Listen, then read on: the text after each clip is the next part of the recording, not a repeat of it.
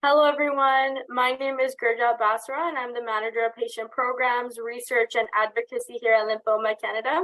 I'm pleased to welcome you all to the third session of the day titled Nutrition for Lymphoma and CLL Patients. Before we begin, just a reminder that this session is being recorded and the recording will become available following the conference. You will be notified via email. At the end of the presentation, we will leave a few minutes to take some questions. To ask your questions, you can type them in the Q&A box, which should be found at the bottom of your screen. Additionally, as this is the final day for the conference, please be sure to fill out the survey regarding your experience, which can be found on the main page in the white toolbar.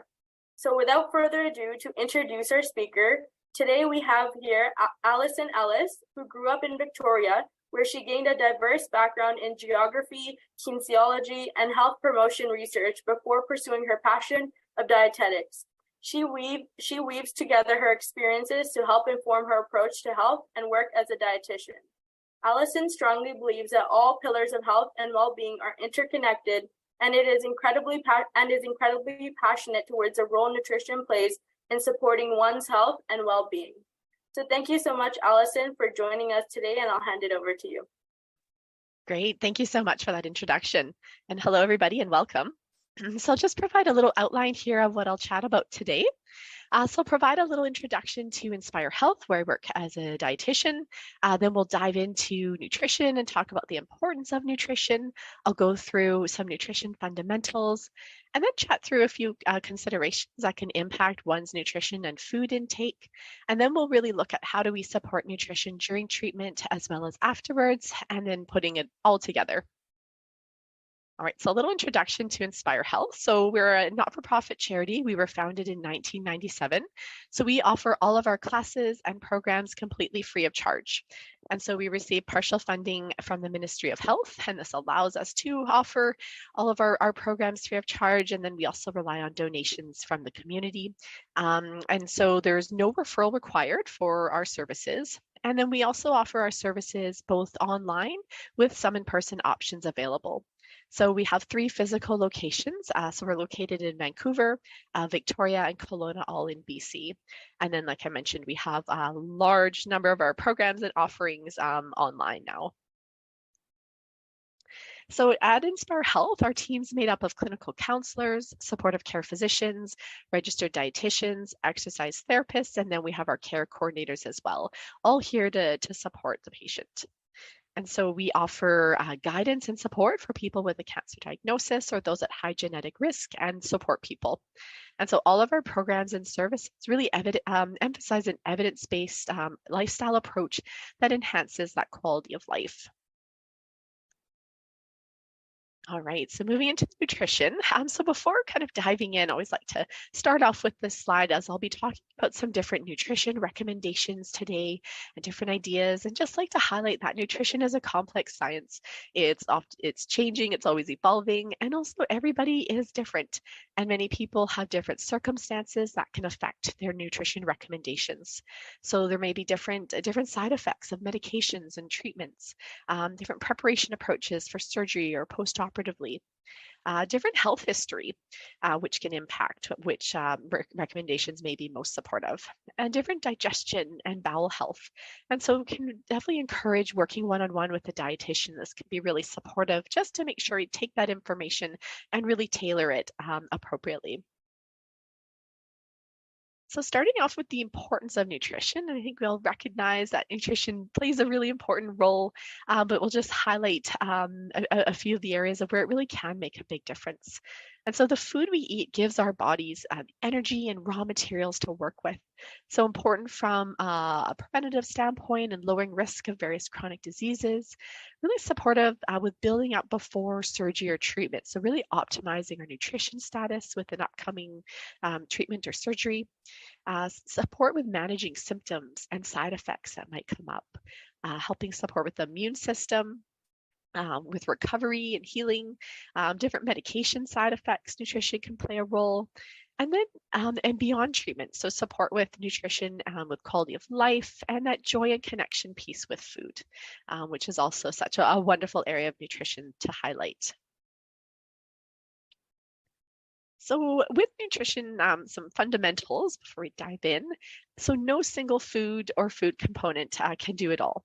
And so really the most helpful and supportive approach is one that incorporates lots of whole foods, lots of nutrient dense, and then plant-based. And you'll notice that based here is emphasized in that. So it's not a strict label such as being vegan or vegetarian, but really encouraging plant-based as a foundation.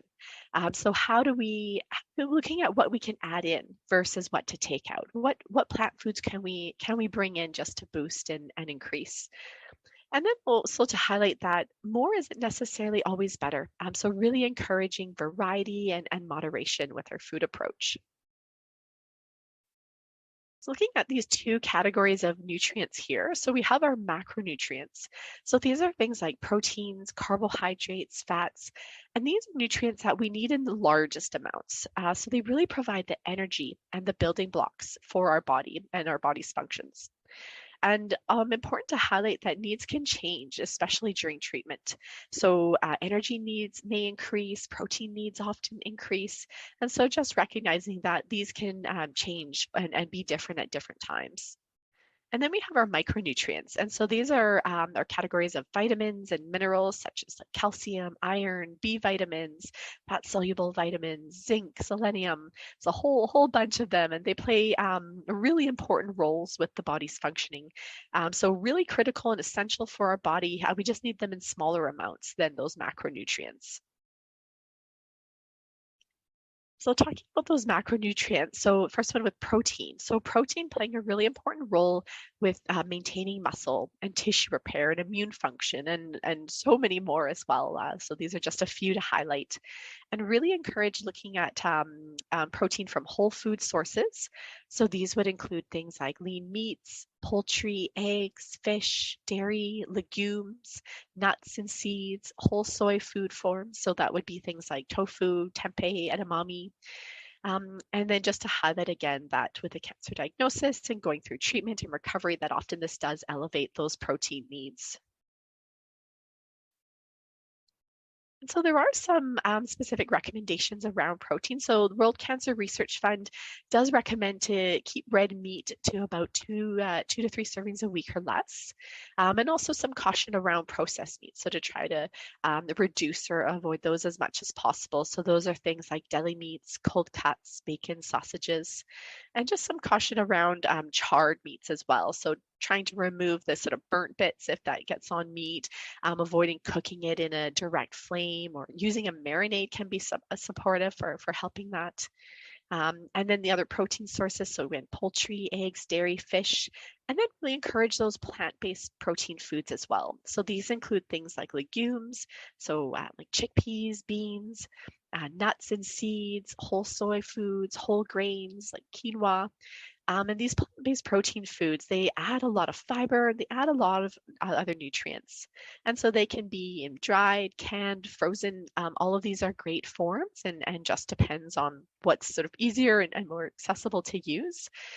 So as an example, canned chickpeas or canned beans would be a little bit of a faster approach to using them than cooking them from scratch, but both are great options.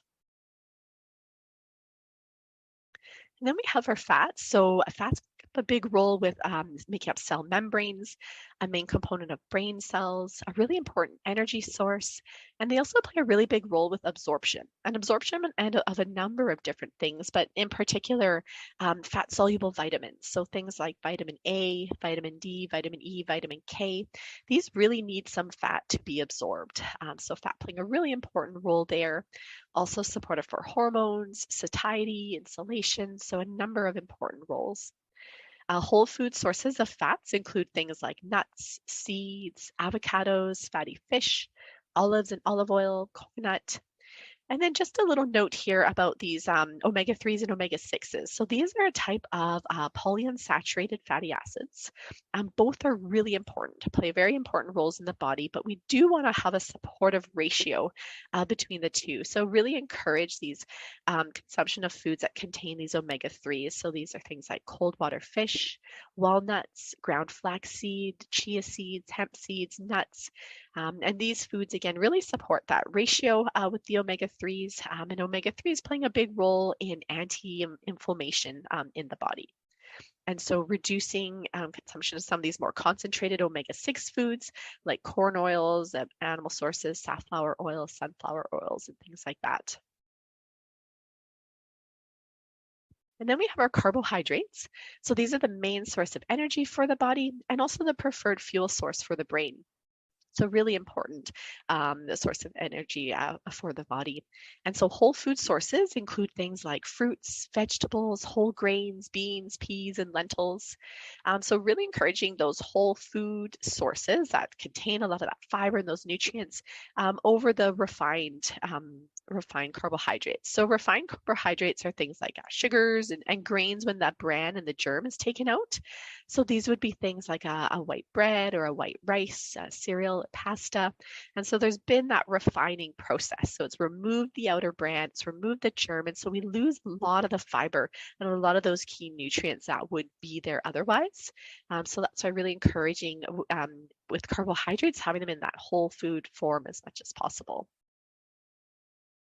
And so a little note about fiber. So really encourage lots of fiber foods. So again, these are found in carbohydrate foods. They're the undigestible part of these carbohydrate foods. And so recommendations are in that sort of 25 to 38 gram a day range. If you're thinking, oh, maybe I'm not quite getting that amount, really encourage to slowly increase. So not going all at once, but slowly increasing with the fiber, and to really encourage hydration as well. So wanting to make sure that we're taking in lots of fluid as well as we increase fiber. And you'll just see here in this picture, this is just an example of the different refining with the grains. So a white bread would be quite refined. It's had a lot of that bran germ removed, so be very low, if any, fiber. The whole wheat has a little bit more, but it has still gone through some refining. And then we have our whole grain. So that one's left the grain intact, much higher in fiber, and retains a lot more of those different nutrients. And just to note that sometimes a low fiber diet may actually be indicated, which I know can be really, really challenging for people. We know that all these wonderful fiber foods are great to have, and then there are sometimes these scenarios where it may require a low fiber diet. So really encourage to chat with someone one-on-one to look at how you can modify your foods to still be able to include lots of these great foods, but just adjust that fiber content. And then for carbohydrates, of course, we have our vegetables and fruit. Very intentional, having vegetables before the word fruit here. So encouraging lots of those, but emphasis on the vegetables. And encourage to eat by the rainbow. So seeing if we can incorporate as many different colors, the colors representing these wonderful phytonutrients in these plant foods.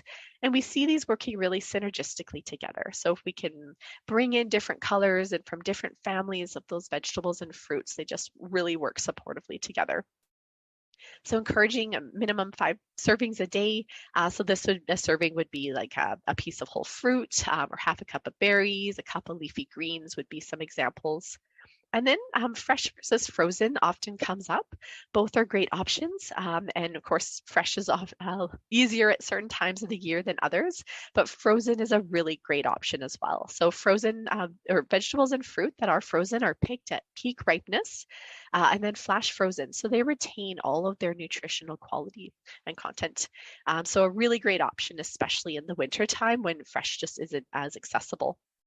In terms of raw versus cooked or fermented, all are really great approaches. And with vegetables and fruit, really encourage using a variety of approaches. So sometimes when we add heat and cook things, we might lose some nutrients, but it actually might make some more bioavailable and more digestible for our body. So just encourage exploring all the different approaches between raw and cooked and fermented. And then in terms of whole versus smoothies and juicing, so really encouraging that whole food form. Again, it'll retain a lot of that fiber, the nutrients. We have to work a little bit harder to break it down. Whereas if we do a smoothie, which absolutely can be a really great option sometimes for people, but just to note that that blender has now done the work for our mouth and that mechanical chewing. So it's already done that work for us. So we break it down quicker in the body.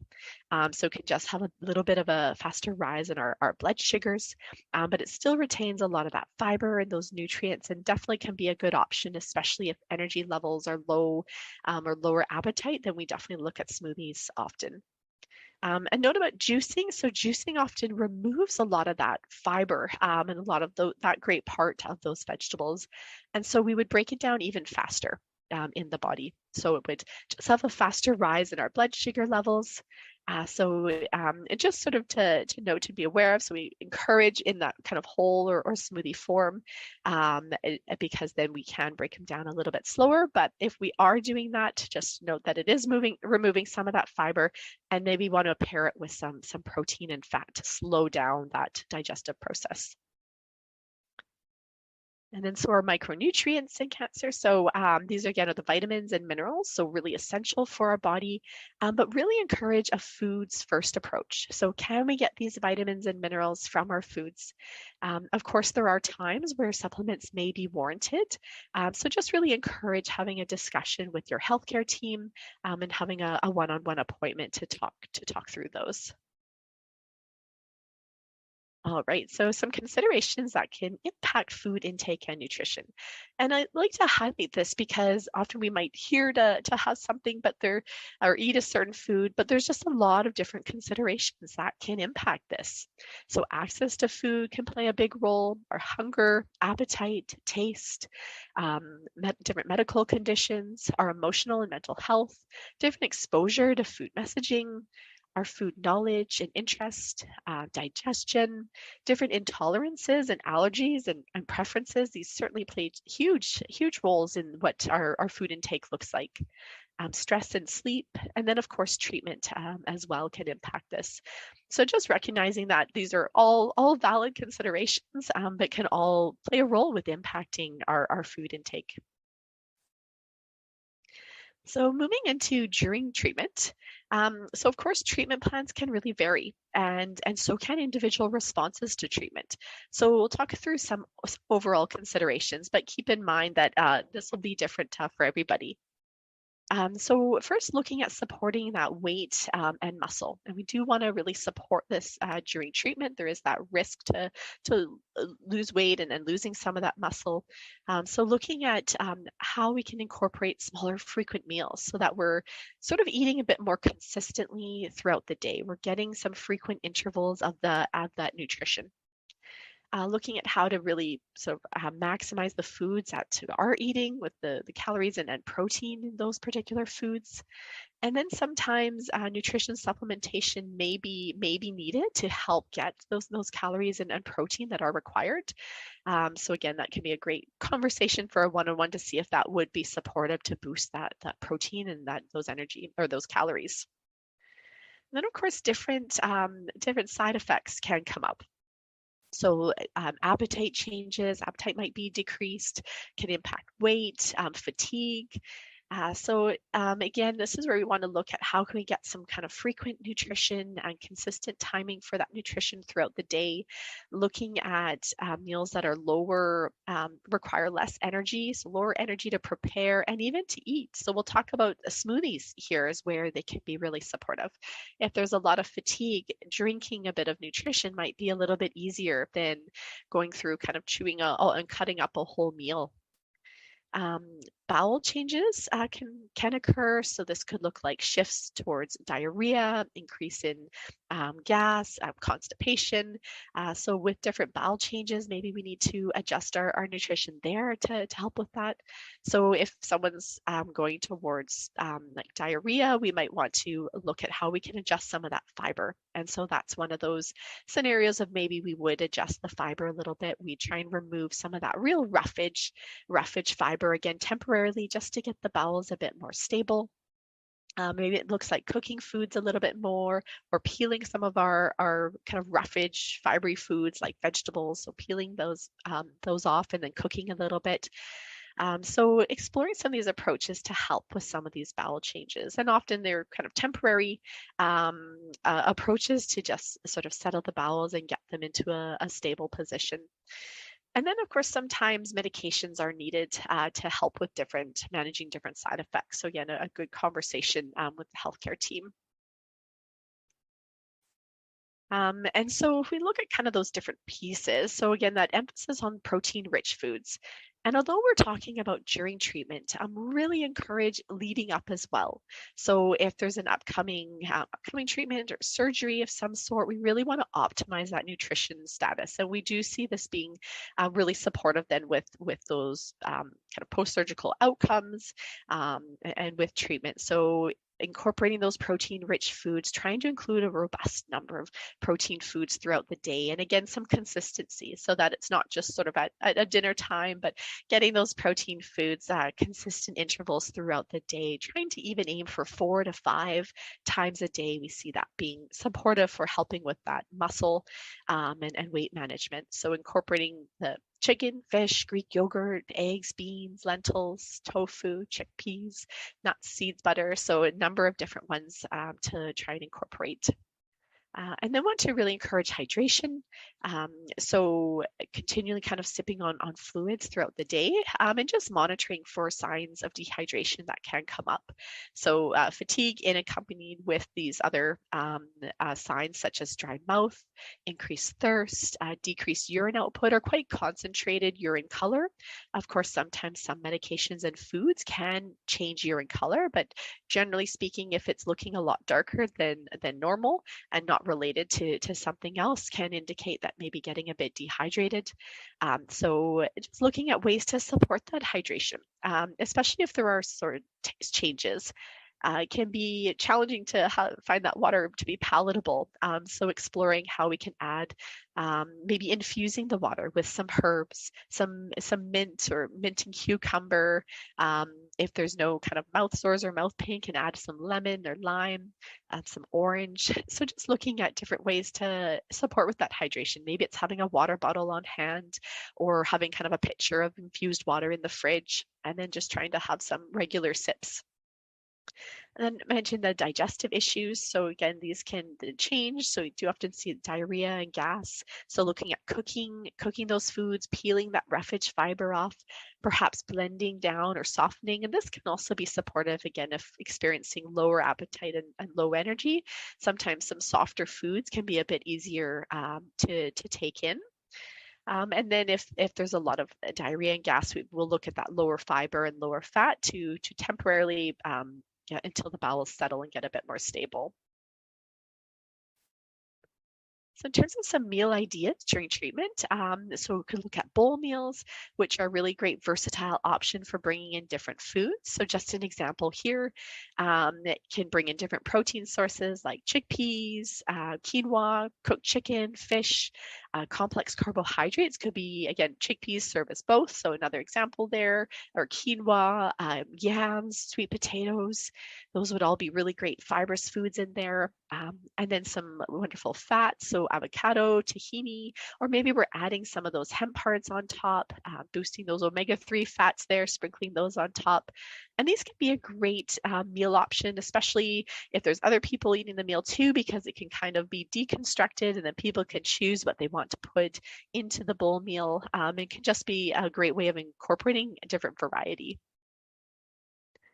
And then smoothies, which I've mentioned, can be supportive, especially if there is the impacts with appetite.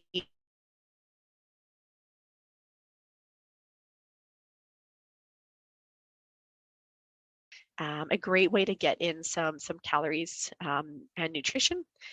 So the protein foods for the smoothies, so these would include, you could incorporate things like Greek yogurt, hemp seeds, a type of milk, whether it's a cow milk or a soy milk, plant-based alternative beverage.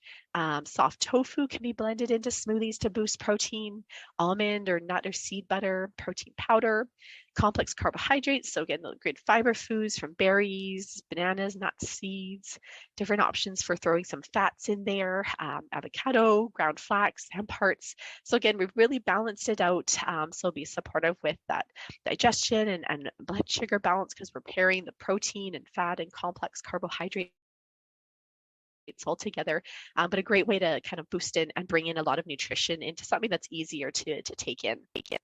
And also soups as well, so gentle on digestion, can add in things like ginger for nausea, a great way to support with hydration. So with soup, so we still want to make sure we're getting some protein. So There's many soups actually that incorporate like a plain Greek yogurt. You can soak cashews and blend those in, adding some hemp seeds in there, soy or cow milk. Again, soft tofu actually can be blended in nicely into soups. Pumpkin seeds added on top, adding some chicken or fish on top, or blending in protein powder. Can have some complex carbohydrate fiber on the side with a high fiber bread or some crackers. And then again, fats, some avocado or hemp seeds on top or pumpkin seeds. And then also can just be a nice kind of warming meal, especially as we move into this cooler weather here. And then so for snack ideas, I'm still wanting to take that kind of balanced approach. We're getting some protein, getting some fiber, we're getting some color. So if we're having a piece of fruit, maybe we're adding in some peanut butter or almond butter. If we're having, a piece of fruit like the banana here at the bottom, adding in that hard-boiled egg on the side, so balancing out with some protein there. Maybe making some energy balls that have like peanut butter or almond butter, some dates, hemp seeds, pumpkin seeds mixed in, trail mix. If we're having veggies, adding some hummus. So you can see if we're often with a lot of our quick kind of grab and go snacks, like grabbing a quick piece of fruit, it can be easy to miss that kind of additional protein piece. So just thinking of ways to pair and add that in, a handful of nuts with your fruit and bringing those together. And so then looking at nutrition after treatment. And again, there may be additional individual considerations depending on the treatment. Are there any long-term just increased risks of certain things that we want to look at, like bone health or blood sugars, things like that? So kind of with that lens, but still having plant focus, lots of those plant foods as a foundation, bringing in those lean proteins and whole foods, balancing those blood sugars like we talked about with fiber and bringing in protein and fats together. The emphasis with the variety of fiber foods, and then that color, that eating the rainbow. So bringing in lots of color to meals and snacks. So for putting it all together, so at meals can kind of consider this plate approach, half the plates of those vegetables and fruit, a quarter protein, a quarter fiber. Of course, our plates don't always look like that. So a few kind of ideas here of putting it into actual meal ideas. So something like a baked oatmeal, baking them with some eggs to boost that protein. Could add some ground flax, different flavors like an apple cinnamon one or a berry one. Adding fats and seeds to a smoothie. So if you're having like a green smoothie, maybe finding a way to add some avocado, some flax, some hemp chia seeds in there. For having a piece of whole grain toast, adding some egg or tofu, and then on the side or on top or on side, tomatoes, spinach, or side salad. So again, we're getting some color there. Different soups and stews, grains, legume salads are a great way of bringing in those different plant-based protein foods. Talked about a few of those balanced snack ideas, but here are a few more for making like homemade muffins, incorporating like a buckwheat or almond flour, how it can really boost the fiber and protein, bringing in some veggies like zucchini, adding some nuts like walnuts. Talked about pairing the fruit with some nut butters and hemp hearts, chia pudding with berries, cinnamon can be a really great, easy snack. And then just adding things onto toast like some nut butter and pear. So some practical tips to kind of take away, just really looking at that additive approach. How do we add in different things, some of those plant foods, those fiber foods, adding some ground flax and chia and hemp hearts into a smoothie or on top of oatmeal, seeing if you can incorporate a different type of sandwich, maybe trying a chickpea salad sandwich on whole grain bread. Talked about with those snacks with fiber paired with different protein foods. And then dinners can explore bringing in different proteins, maybe try blending some lentils into a pasta sauce or adding some roasted chickpeas on top of a salad. We talked about hydration earlier, but I always just like to highlight it again, that just the important role of hydration. So trying to continually sip on those fluids throughout the day and looking for those hydrating beverages. So to summarize and leave some time for questions, so provided a little overview to inspire health. We chatted about some nutrition fundamentals and important components of nutrition, and then looked at during treatment, managing some side effects, and then just some general tips and ideas for nutrition after treatment. And so if you are interested in learning more or getting more nutrition support at Inspire Health, we do have our individual sessions with follow-ups as needed, as well as our different learning workshops and cooking classes, and then lots of recipes online as well. All right, so thank you so much, everybody. And we'll leave a bit of time for any questions that may have come up. Thank you, Allison, for that presentation. We do have a couple of questions. So the first question is, can you comment on intermittent fasting? Is that something that could be incorporated for recovery or should it be avoided altogether? Yeah, so it's a great question, but it's not a short answer. I find there's a lot of important considerations with it. I think research is really evolving and growing in this area. There's definitely some very active research right now with intermittent fasting, but there's a lot of considerations that I'd want to go through with somebody to see if that would it be appropriate for them? Could there, be a benefit there? Are there any concerns and risks or contraindications? So it's a really good question, but unfortunately, it is one that would probably have to dive into deeper on a one-on-one basis, and absolutely would be happy to do that if it is something that we do want to explore. Next, we have, could you talk about the keto diet as it claims that sugar or carbohydrates are food for cancer? Yeah, so again, another good question that does a full answer would be we could have a whole talk on that.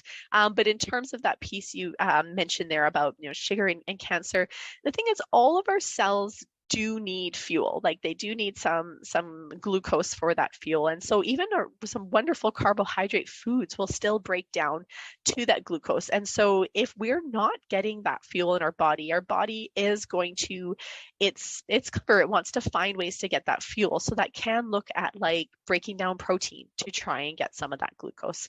And it also, our body will just try and adapt to get that fuel source. So where I would hesitate with that is that we have so much research that supports a lot of wonderful, fruits and vegetables and plant-based protein foods. And we see that is really supportive kind of cancer nutrition recommendations. And these often get removed in a ketogenic diet because of that decrease with carbohydrates. So I think we can still support sugars as a whole and reduce kind of added sugars, making sure we're getting nutrient dense foods, but it would be a bigger conversation when we want to look at some of those carbohydrate foods that often get removed with the keto approach. And it does really take a lot of kind of one-on-one guidance to make sure it's done kind of effectively. And also don't know that we necessarily have enough research at this time where that would be something that we would be fully kind of recommending. But again, it's a really good one to have as a one-on-one in-depth conversation. Next, we have the patient is asking, I'm a vegan. Are there any supplements or foods that I should focus on as a lymphoma patient? Yeah, good question. So yeah, generally speaking, if someone is a vegan, I mean, we do want to just monitor and make sure we're getting adequate B12, we're getting adequate iron because those are found more in those animal foods. And of course, iron is found in plant-based foods, but the absorption's not the same. So those would be two. But I would say if you're doing kind of ongoing blood work, to be able to just check in with some of those nutritional markers. But those are certainly two that come to mind where often we do see a B12 supplement often being needed, and then sometimes maybe temporarily iron, but again, that would depend on a lot of factors and what somebody's iron levels are. But those would be the initial two that would come to mind. And someone's saying if they can't eat fish or seafood as a result of allergies, any recommendations? Yeah, so I would still really encourage, I mean, and I would look at it from a few different ways. If we're thinking of like protein foods, still lots of other great protein foods, chicken, those different plant-based protein foods, turkey, eggs, Greek yogurt. So from a protein perspective, can get that from other foods. If we're thinking from kind of like an omega-3 fat perspective, I would really encourage like the ground flax, the chia seeds, the hemp hearts, walnuts, because then we'll be supporting those omega-3 fats where we know fish are a really good source of those. So if we can't have fish, then I would encourage some of those plant-based options. Okay, and someone's asking, can you speak on the benefit of sourdough bread? Yeah, so sourdough has gone through a fermentation process. So some people find it to be a bit more digestible because it has been fermented.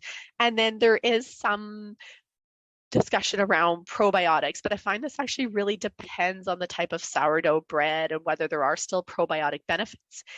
So with the fermentation process, I would say the benefits of sourdough that it's a slightly lower glycemic response than, say, a white bread. So for somebody who enjoys kind of white bread, sourdough can have a lower rise on our blood sugar levels, and so that can be a benefit, a little more digestible with the fermentation, and then possibly some gut health benefits with probiotics. And the last question we have here is recommendations for a true whole grain brand of bread.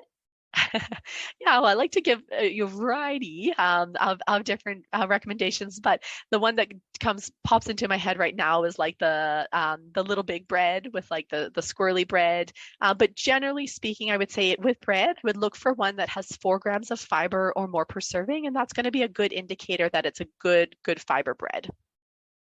Thank you, everyone. That's all the time we have for today. I'd like to direct everyone's attention to attend the last session of our conference titled Physical Activity Throughout Your Lymphoma Journey. I'll see you there.